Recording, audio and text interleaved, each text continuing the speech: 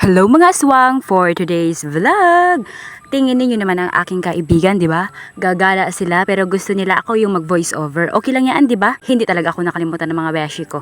As you can see mga aswang, pumunta pala dyan sila sa school kasi may something na gagawin si Ana. Ano yung something na iyon? Baka something went wrong. Hala. At tingin ninyo naman mga aswang, ang ganda na talaga ng Niso Batad Campus. Look at that, naka-tiles na talaga. At super ganda ng atake ng lugar. Ay, ng school pala. Pumunta pala sila kay Sir B kasi namimiss nila si Nesu. Ha, joke lang. Nesu, ang baba mo, Niso. Hala. Kinurek pa talaga. At pagkatapos nila pumunta kay Sir V ay nagala-gala sila sa paligid. Iyan, ang ganda talaga ng department ng Betelad. Betelad, OA.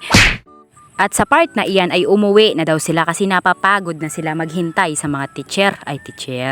At piling maganda talaga ang kaibigan ko. At saan pa talaga magmamana? Eh di sa akin. Maganda naman talaga mga friend ko at hindi talaga kayo magsasabi na pangit sila. At look at that. Super amazing talaga ng Neso Batad. Nakaka-proud na dyan ako nag-graduate.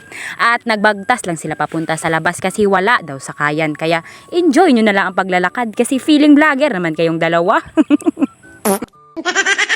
At papunta naman daw ang dalawang ito sa plaza para hintayin si Che at siyempre maglalagaw yan at gumagala. O diba? Chinachat ako ni Ana Marie na sabi niya, pangita ka dyan ng driver at sakayan mo ang motor mo. Pero wala talaga ako dito makitang driver kasi puro kami dito baldado. Ay baldado sa drive. At umalis na talaga ang mga tiyanak. Bakit dalawa lang kayo dyan? Ay nauna pa siguro si Ana Marie. What? Ay bahala kayo dyan, basta gagawan ko lang ito ng voice over. Ito yung pinasa yung video, hindi talaga nakapasunod dyan. At dumating na nga sila sa kanilang destinasyon. Ito naman sa Alapasko, sa kabilang banda naman ito. Ay sa kabilang banda, sa kabilang lapis. Ay joke. Basta tinginin nyo na lang ang view. O super ganda ng mga friend ko. Ay, naunsaman ka mo. Where's Ana Marie? Ba't hindi kayo magkasama dyan? Dalawa lang pala kayo dyan. Akala ko kasama nyo si Ana Marie. Diyos ko Lord, dalawa lang pala kayo dyan. Ay, dalawa lang sila. Kasi siguro umuwi na ang aking beshi. Umuwi na siguro si Ana Marie. Si Ate Jua na lang iyan. Diba? Gala-gala. Oh, sige. Tingnan nyo yan. Bahala kayo dyan.